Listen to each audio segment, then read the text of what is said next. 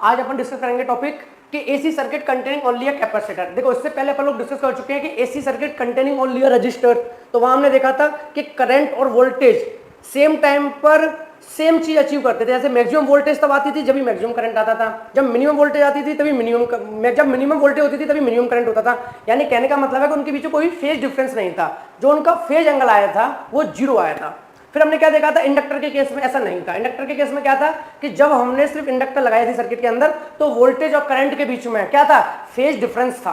तो सेम हम आज बात करेंगे कि अगर हमारे इसी सर्किट के अंदर सिर्फ और सिर्फ कैपेसिटर हो तो क्या होने वाला है, फेज डिफरेंस होने भी वाला है या नहीं होने वाला है, क्या होगा। ठीक है, तो अपन स्टार्ट करते हैं फिर आज की वीडियो।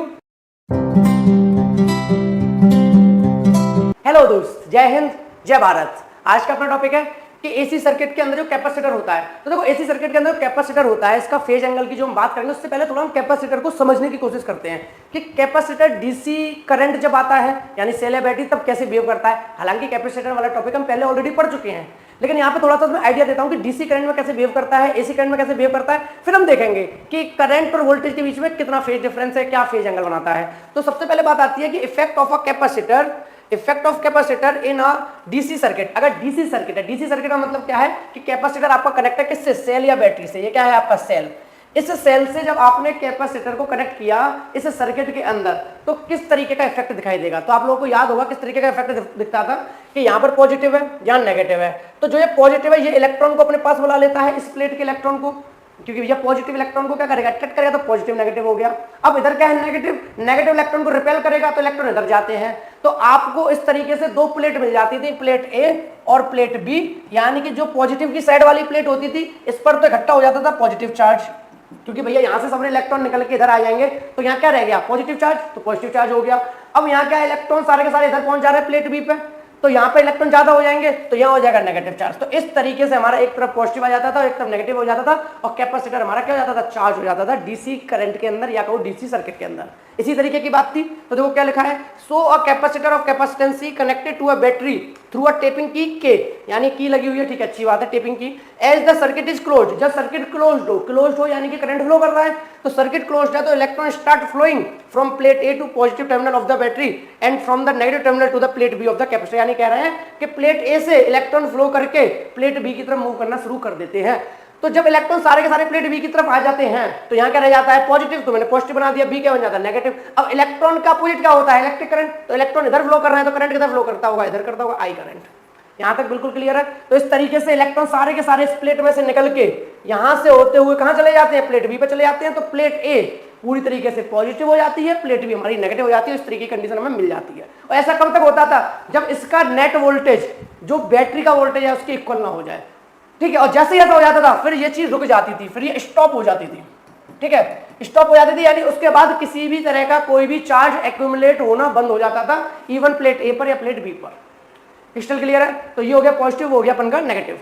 तो ये वाली बात तो अपन की हो गई कि भाई जब डीसी सर्किट के अंदर वो था कैपेसिटर तब ऐसा था, लेकिन एसी सर्किट के अंदर होगा तो कैसा होगा, यानी यही कैपेसिटर जब बैटरी या सेल की जगह एक ऑल्टरनेटिंग ईएमएफ से कनेक्ट होगा तो क्या इसका बिहेवियर होगा, वो भी बात करेंगे अपन, ठीक है।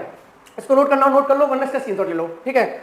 आगे बढ़ते हैं। अब आगे क्या बताया, वही इंफॉर्मेशन दी है कि the plate A and B start acquiring positive and negative charges respectively. हमने अभी डायग्राम में देखा कि प्लेट ए और प्लेट बी ने पॉजिटिव और नेगेटिव चार्ज को एक्यूमुलेट करना स्टार्ट कर दिया, एक्वायर करना स्टार्ट कर दिया। तो the capacitor get progressively charged until the potential difference across the plate A and B become the equal to the potential across the terminal of the battery। यानी कहने का मतलब है कि ये कैपेसिटर जो है अपनी प्लेट्स को तब तक चार्ज करता रहेगा, यानी कि ये पॉजिटिव और ये नेगेटिव जो ये प्लेट्स हैं तब तक चार्ज को एक्यूमुलेट करेंगी, चार्ज को एक्वायर करेंगी जब तक इन प्लेट्स के बीच का ईएमएफ इस सोर्स ईएमएफ के इक्वल नहीं हो जाता, ठीक है। तो वही बात हमारी यहां लिखी हुई है कि the capacitor get progressively charge until the potential difference across the plate A and B, plate और ए और बी के बीच में पोटेंशियल है अक्रॉस, बिकम इक्वल, क्या हो जाएगा, इक्वल हो जाएगा to the potential across the terminal of the battery. यानी बैटरी के टर्मिनल के जैसे ही क्रॉस होगा चार्ज एक्वायर होना बंद हो जाएगा, यानी करंट फ्लो होना बंद हो जाएगा, ठीक है। The maximum charge on the capacitor plate will be Q0 C V0 thus a capacitor stop at DC. यानी कि मैक्सिमम चार्ज जो एक्यूमुलेट कर सकता है वो कितना है, ये तो फॉर्मूला हमने वहां भी सीखा था कैपेसिटर में। तो मैक्सिमम चार्ज यानी कि Q0 कितना चार्ज कर सकता है, C और V0, ये कैसे आया था वो आपको याद होगा कि जो चार्ज होता है वो किसके डायरेक्टली प्रोपोर्शनल था, हमारा पोटेंशियल के, यानी जितना ज्यादा पोटेंशियल डिफरेंस होगा उतना ज्यादा चार्ज इकट्ठा होगा। तो हमने देखा था कि जब भी हमारा डायरेक्टली प्रोपोर्शनल का साइन हटता है तो एक आता था हमारा कांस्टेंट, और यहाँ पे हमारा क्या आया था, ये कैपेसिटेंस, तो सी वी नॉट। तो यहाँ से जो कांस्टेंट आया था उसी को हमने क्या बोला था, कैपेसिटेंस बोला था, याद आ गया। तो Q naught equal to C V naught, यानी कि ये मैक्सिमम से मैक्सिमम जो चार्ज का कन्वर्ट कर सकता है वो कितना कर सकता है, Q naught equal to C V naught. इसीलिए देखो बोला भी जाता है, अगर आपने कभी सुना हो कि डीसी करंट जो ब्लॉक हो जाता है, डीसी करंट जो ब्लॉक हो जाता है यानी कैपेसिटर डीसी करंट को ब्लॉक कर देता है, या फिर ऐसे बोला होगा कि किसी भी डीसी सर्किट के अंदर कैपेसिटर लगे हुए हैं तो कुछ टाइम के बाद करंट ब्लॉक हो जाता है। करंट ब्लॉक क्यों हो जाता है, जैसे भाई इसका पोटेंशियल सेम होगा, कोई भी चार्ज एक्यूमुलेट होना बंद हो जाएगा, कोई भी करंट फ्लो नहीं करेगा। तो वही इन्होंने लगाया कि the maximum charge on the capacitor plate इतना हो जाएगा, thus a capacitor stop a DC, यानी वो डीसी को क्या कर देगा, रोक देगा, स्टॉप कर देगा। ठीक है, तो भाई ये वाली बात तो हो गई जब हमारा कैपेसिटर कब है, डीसी सर्किट में। लेकिन अगर एसी सर्किट में तो क्या होगा, अब वो वाली बात भी कर लेते हैं। ठीक है, नोट करना, नोट कर लो, अपना स्क्रीनशॉट ले लो। ठीक है, वैसे अगर आप लोगों को मैंने एक और ऑप्शन दिया हुआ है कि अगर ये सारे पीडीएफ चाहिए ना, पीडीएफ फॉर्म में सारे नोट्स, तो डिस्क्रिप्शन में टेलीग्राम का लिंक दिया हुआ है क्लास 12 का, तो आप उस टेलीग्राम में ज्वाइन हो जाओ। ठीक है, तो जब टेलीग्राम में ज्वाइन हो जाओगे तो सारे नोट्स आपको वहाँ प्रोवाइड कर दूंगा, तो आपकी मेहनत भी बच जाएगी। यहाँ पे कॉन्सेप्ट को समझो। ठीक है, सीधा सीधा क्या करो, टेलीग्राम ज्वाइन के अंदर पूरी पीडीएफ आएगी चैप्टर की, डाउनलोड कर लो, आपका काम हो जाएगा। ओके, तो उसका लिंक डिस्क्रिप्शन में दिया हुआ है। अब effect of capacitor in AC circuit, अब कह रहे हैं कि भैया सर्किट के अंदर डीसी यानी सेल और बैटरी को हटा के क्या लगा दिया हमने, और वो लगा दिया ईएमएफ लगा दिया ऑल्टरनेटिंग, अब एसी करंट जाएगा। अब इसका बिहेवियर कैसा होगा, यहां ध्यान से समझने की बात है, क्या एसी करंट को भी कैपेसिटर ब्लॉक करेगा या फ्लो करने देगा। हमने तो ऐसा सुना है कि भाई कैपेसिटर डीसी करंट को तो ब्लॉक कर देता है बट एसी करंट को आसानी से फ्लो होने देता है, उसे कोई दिक्कत नहीं होती। समझ रहे हो ना, जब भी कैपेसिटर के अंदर ऑल्टरनेटिंग करंट आता है वो उसको कभी मना नहीं करता, कभी नहीं रोकता, हमेशा फ्लो करने देता है, जितना चाहो, जितना टाइम तक चाहो, जितना देर तक चाहो उतना फ्लो करने देता है। तो यहाँ समझेंगे कि ऐसा क्या है एसी करंट में जो भाई कैपेसिटर के अंदर से आराम से फ्लो कर रहा है लेकिन डीसी को ब्लॉक कर दे रहा है।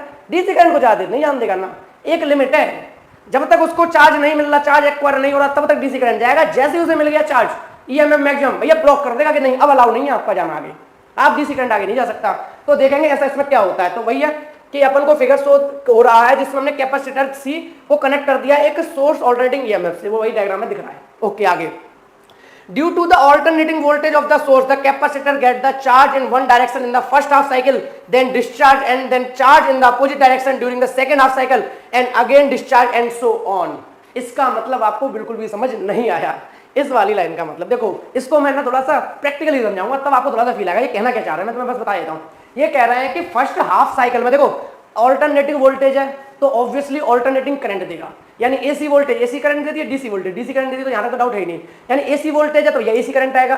तो ये कह रहा है कि हाफ साइकिल में तो चार्ज होगा और हाफ साइकिल में डिस्चार्ज हो जाएगा, हाफ साइकिल में चार्ज होगा, हाफ साइकिल में डिस्चार्ज हो जाएगा, और ये प्रोसेस सो ऑन चलती रहेगी। अब आप कहोगे सर ये क्या हो रहा है, चार्ज हो रहा है, डिस्चार्ज हो रहा है, चार्ज हो रहा है, डिस्चार्ज हो रहा है, समझ नहीं आ रहा। डायग्राम से समझाता हूं, देखो ध्यान से समझना, डायग्राम से समझने की कोशिश करना। देखो इन्होंने क्या बोला है कि भाई हमने यहाँ पे लगा दिया एक ईएमएफ सोर्स लगा दिया, ये हमारा कैपेसिटर है, कैपेसिटर ठीक है। अब ये ईएमएफ है।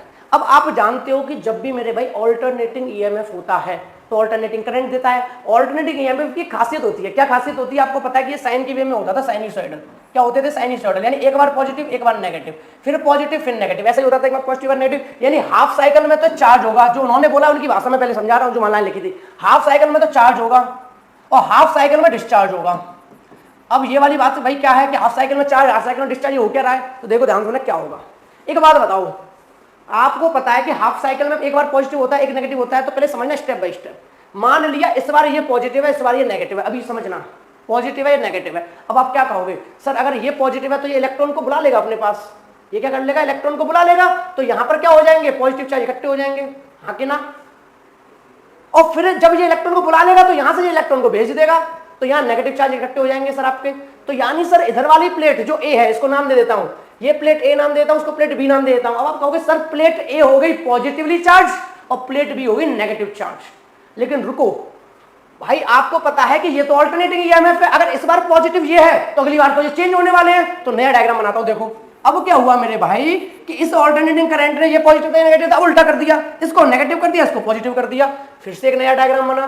तो जब नया डायग्राम बना तो इनने कहा कि यार अब क्या करें, यहां तो पॉजिटिव हो चुका था यहां नेगेटिव हो चुका था, यानी ये क्या हो गया था, चार्ज, ये क्या हो गया था मेरे भाई, चार्ज।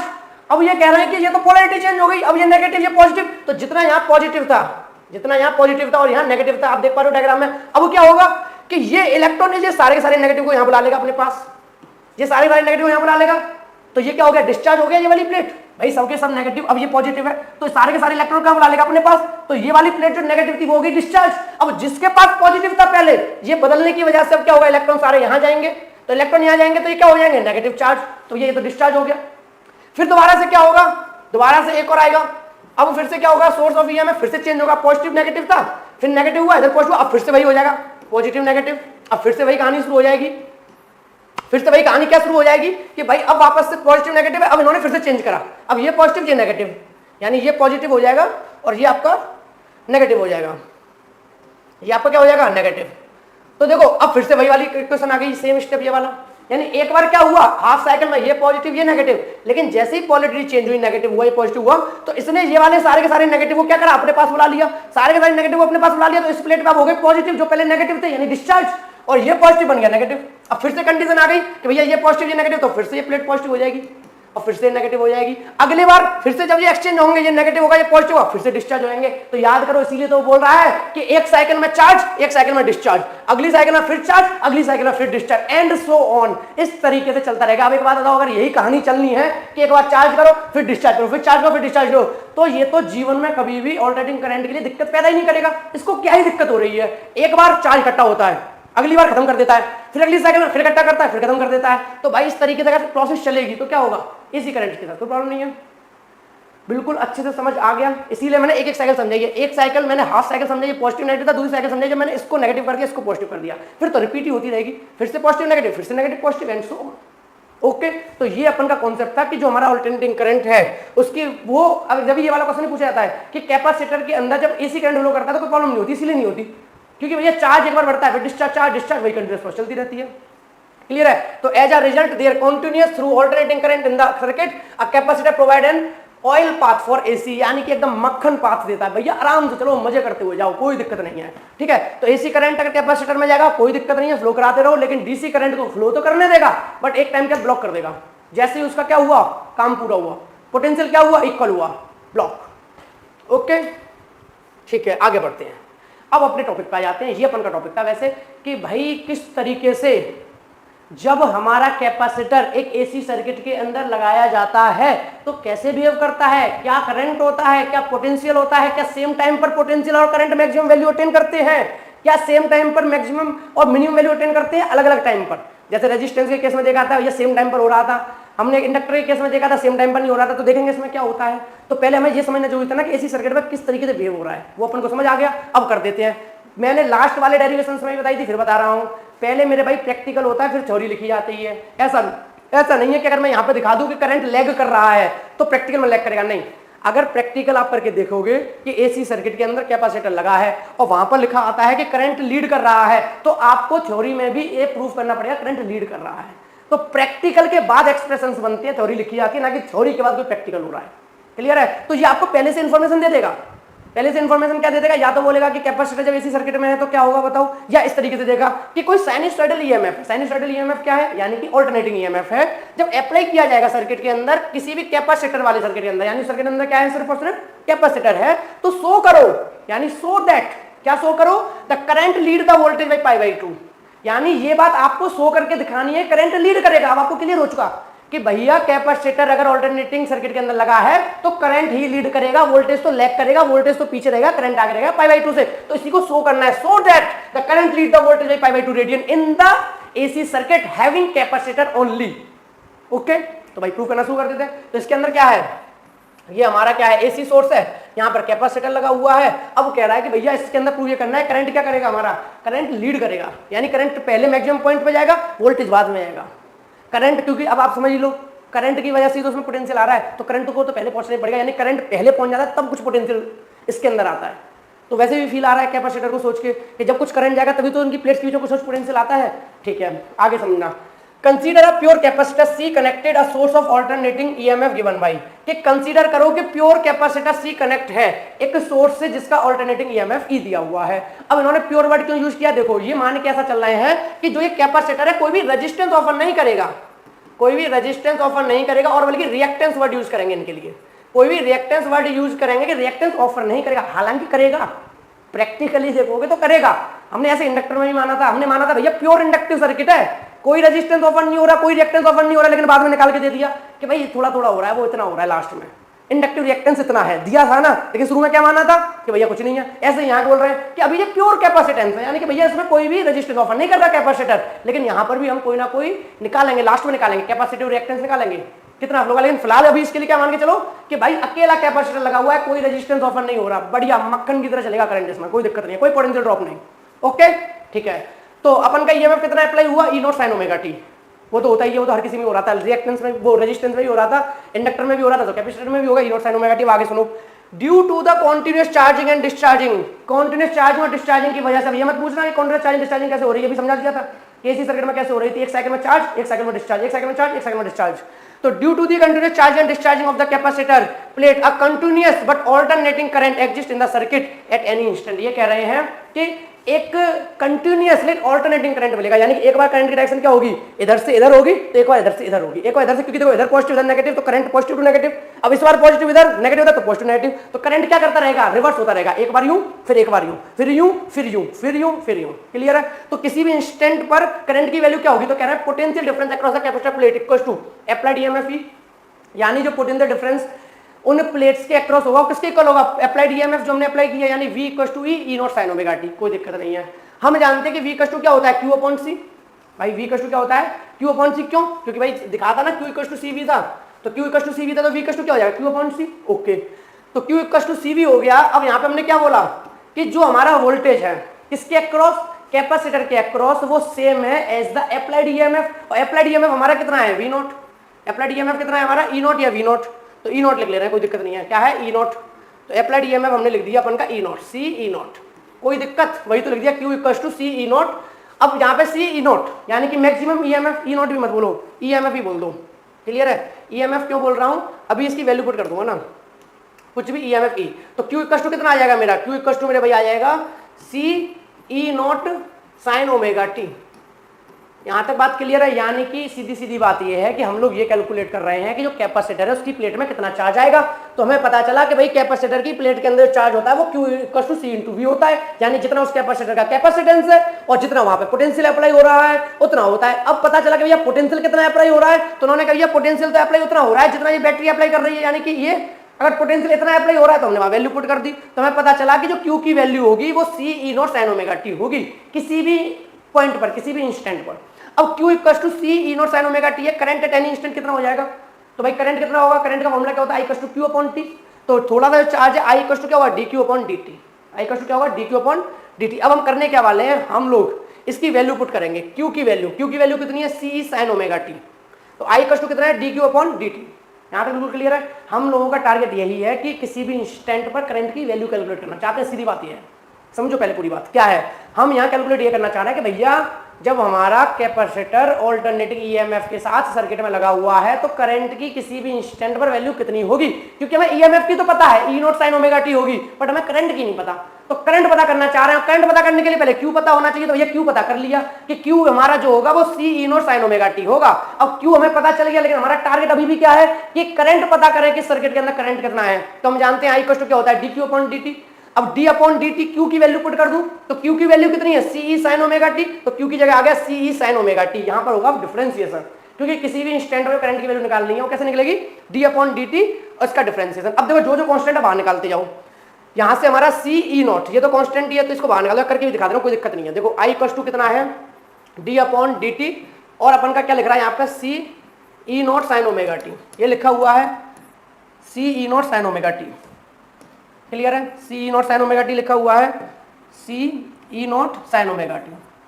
अब देखो अब क्या करना है, यहाँ पे C अपन का क्या है, constant capacitance, E not maximum value है VMF, ये भी कांस्टेंट है, दोनों को बाहर निकाल दो, तो I equals to C E naught मैंने बाहर निकाल दिया, अंदर बचा मेरा D DT of sine omega T, यानी साइन ओमेगा टी का डिफरेंशिएट करना पड़ेगा क्योंकि ये तो वेरी कर रहा है। तो साइन ओमेगा टी का डिफरेंशिएशन कितना होता है, तो साइन ओमेगा टी का जो डिफरेंशिएशन होता है कॉस थीटा, साइन थीटा का डिफरेंशिएशन क्या होता है, cos थीटा, तो साइन ओमेगा टी आ गया cos ओमेगा टी। अब ओमेगा टी का डिफरेंशिएशन क्या होगा, ओमेगा, तो ओमेगा मल्टीप्लाई करना पड़ेगा, तो यहाँ पे जब साइन ओमेगा टी का देखो यहाँ पे लिख के दिखा दे रहा हूँ, C E नॉट पहले से लिखा हुआ है, साइन ओमेगा टी का डिफरेंशिएशन क्या होगा, cos ओमेगा टी, तो लिख दिया भैया cos ओमेगा टी। अब ओमेगा टी का भी तो डिफरेंशिएशन करेंगे, ये आ जाएगा ओमेगा मल्टीप्लाई में, तो पूरी वैल्यू क्या आ गई आई की, सी ई नॉट ओमेगा और कॉस ओमेगा टी, यानी ओमेगा मल्टीप्लाई में, तो चेक करो वही लिखा है कि नहीं लिखा है कि I equals to C E naught omega cos omega T. तो मैंने तो ये लिखा है C E naught cos omega T, एक ओमेगा, ओमेगा को आगे लिख लिया इन्होंने ओमेगा, फिर देखो C E naught cos omega T, यानी ये आपका क्या हो गया, डिफरेंशिएट हो गया। यहां तक क्लियर है। तो आई की वैल्यू मिल गई क्या, omega C E naught cos omega T. लेकिन यहाँ दिक्कत क्या है, यहाँ दिक्कत मेरे भाई ये है कि जो मेरा ईएमएफ है वो तो मेरा कितना था, ई नॉट साइन ओमेगा टी, यानी साइन का फंक्शन है, और मेरा आई की जो वैल्यू निकल के आई है वो निकल के आई है omega C epsilon naught cos omega T. तो भैया इस तरीके से तो हम कंपेयर कर नहीं पाएंगे कि करंट और ईएमएफ में क्या कंपेरिजन है। करंट जब होगा तो ईएमएफ कहाँ होगा, ईएमएफ होगा तो करंट कहाँ होगा, भाई कंपेयर तो तभी होगा ना, सेम फंक्शन हो। तो इस कॉस ओमेगा टी को क्या करना पड़ेगा, साइन का फंक्शन चेंज करना पड़ेगा। तो अपन का नेक्स्ट टारगेट है साइन में चेंज करना, ठीक है। अब ओमेगा सी ई नॉट, अब देखो ध्यान समझना, आई इक्वल टू कितना हो गया, I naught cos omega T. Omega C E naught को क्या मैं आई नॉट बोल सकता हूँ, मैक्सिमम करंट। क्यों बोल सकता हूँ, क्योंकि एक बात बताओ, अगर कॉस ओमेगा टी कितना हो जाए, 1 हो जाए, कॉस ओमेगा टी 1 हो जाएगा, क्योंकि कॉस ओमेगा टी की तो मैक्सिमम वैल्यू बनी है। कॉस ओमेगा टी जैसे ही 1 हो जाएगा तो ये ओमेगा सी एप्सिलॉन नॉट मेरी मैक्सिमम वैल्यू बन जाएगी करंट की, यानी मेरा आई नॉट इक्वल टू कितना आ जाएगा, अगर मैं कॉस ओमेगा टी को 1 रख दूं तो मुझे मैक्सिमम करंट मिलेगा, और वो मिलेगा ओमेगा सी ई नॉट।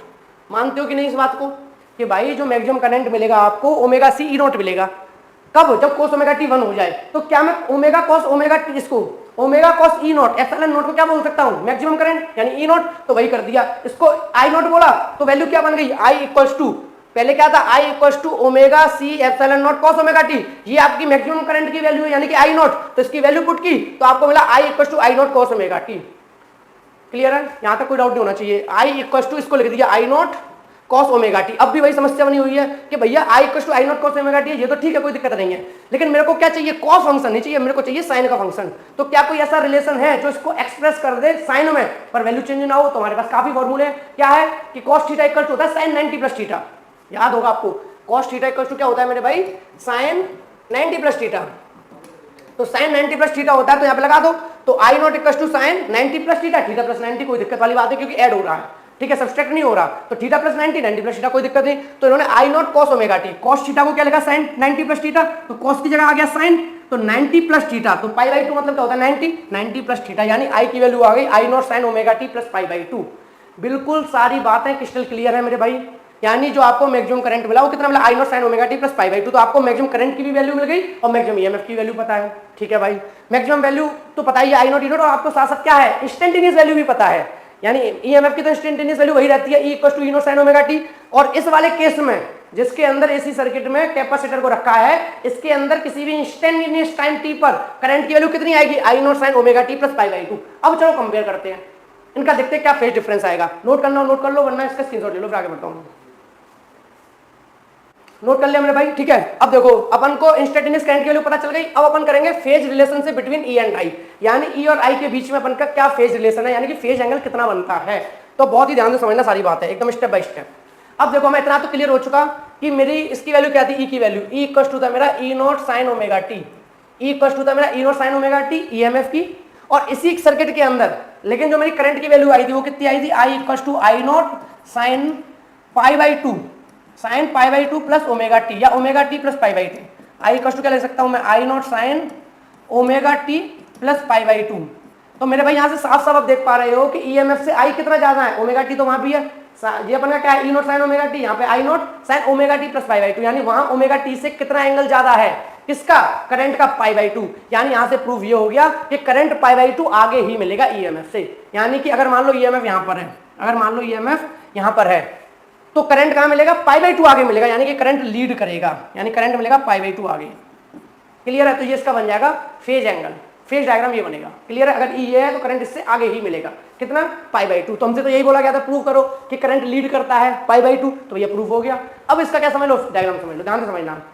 अब इन्होंने क्या बोला है तो ध्यान समझ लो कि मान लो ये ई नॉट है, क्या है, ईएमएफ किसी ओमेगा टी पर है, ईएमएफ कितने पर है, ओमेगा टी पर, ठीक है, रैंडम मान लिया, कोई दिक्कत वाली बात नहीं है। अगर ईएमएफ ओमेगा टी पर है तो मेरे भाई आई आपको कहां मिलेगा, आई आपको मिलेगा उस ईएमएफ से 90 डिग्री, जब आप एंटी क्लॉकवाइज जाओगे तब। तो चलना शुरू कर दो, ईएमएफ से 90 डिग्री एंटी क्लॉकवाइज, यानी पाई बाई 2, तो आपको आई मिल गया यहाँ पे। तो मैंने वही समझाया, इन्होंने ईएमएफ यहाँ लिया है तो इन्होंने आई यहाँ बनाया, मैंने ईएमएफ हॉरिजॉन्टल लिया था तो मैंने आई यहाँ बनाया, कोई दिक्कत नहीं है। इसके अकॉर्डिंग ये भी पाई बाई 2 दूर है, इसके अकॉर्डिंग ये भी पाई बाई 2 दूर है, कंफ्यूज होने की जरूरत नहीं है। अगर ईएमएफ यहाँ है तो इसके अकॉर्डिंग पाई बाई 2 यहाँ बना, ईएमएफ हॉरिजॉन्टल लिया था तो इसके अकॉर्डिंग पाई बाई 2 इस तरीके से बन गया था, बिल्कुल सीधा। क्लियर है, ओके। ओमेगा टी हो गया, करंट की बात होगी। फिर वही वाली बात होती थी इंस्टेंटेनियस वैल्यू चाहिए तो क्या करो, किसी भी एक्सिस पे लाई करा दो। वो तो अपने फेजर डायग्राम में इस कॉन्सेप्ट को अच्छे से समझ ही लिया था। तो क्लियर है, तो यहाँ पे ये प्रूफ भी हो गया अपन का कि करंट हमारा क्या कर रहा है, लीड कर रहा है। या फिर ऐसे बोलो कि जो वोल्टेज है वो हमारा लैग कर रहा है बाई पाई बाई 2। ओके, अब आगे वाली बात वही है, on comparing equation 1 and 2। Equation 1 and 2 क्या, E equal to E naught sine omega T और I equal to I naught sine omega T plus pi by 2। ठीक है, दोनों इक्वेशन को जब कंपेयर किया तो हमें पता चला we find that a capacitive AC circuit the current lead the voltage, यानी करंट वोल्टेज को लीड कर रहा है, यानी करंट आगे चल रहा है, या बोलो वोल्टेज लैग कर रहा है करंट से पाई बाई 2, कोई बात नहीं। The voltage lag behind the current in phase pi by 2 radian. ठीक है, ये पाई बाई 2 रेडियन, यानी कि जो हमारा वोल्टेज है वो क्या कर रहा है, लैग कर रहा है। अपन को यही प्रूफ करना था। यहां तक बिल्कुल अच्छे से क्लियर आपको पता चल गया कि भाई कैपेसिटर एसी सर्किट में लगाया जाता है तो कैसे बिहेव करता है। आपको पता चल गया कि जब कैपेसिटर एसी सर्किट में लगाया जाएगा तो वोल्टेज और करंट एक साथ नहीं चलेंगे। तो कैसे चलेंगे, करंट आगे आगे चलेगा, वोल्टेज पीछे पीछे चलेगा। जब करंट मैक्सिमम वैल्यू अटेन करेगा तब वोल्टेज मैक्सिमम वैल्यू अटेन नहीं करेगा। जब करंट मैक्सिमम वैल्यू अटेन करके निकल जाएगा तब पीछे पीछे वोल्टेज मैक्सिमम वैल्यू अपनी अटेन करेगा। ग्राफ तो वैसे ही बनेगा, कोई दिक्कत नहीं, देखो यहां भी ग्राफ वही बनना है, लेकिन फर्क इतना है जब ईएमएफ 0 है, करंट की कुछ ना कुछ वैल्यू है। जब हमारा करंट कहां होगा, जब हमारा ईएमएफ मैक्सिमम होगा तो हमारा करंट क्या आगे निकल चुका होगा। ठीक है, तो ये हमारा हो गया ईएमएफ का ग्राफ, ये हमारा होगा करंट का। यानी जब ईएमएफ 0 है तो करंट कुछ ना कुछ आगे है उससे। क्लियर है, तो ये ग्राफ और ये ग्राफ दोनों क्लियर हो गए। तो यहाँ पे प्रूफ भी हो गया करंट अपन का लीड कर रहा है। ओके, एक छोटी मोटी बात और कर लेते हैं, जैसे कि वो वाली रेजिस्टेंस वाली बात भी करेंगे। चलो एक साथ ये भी लिख लो।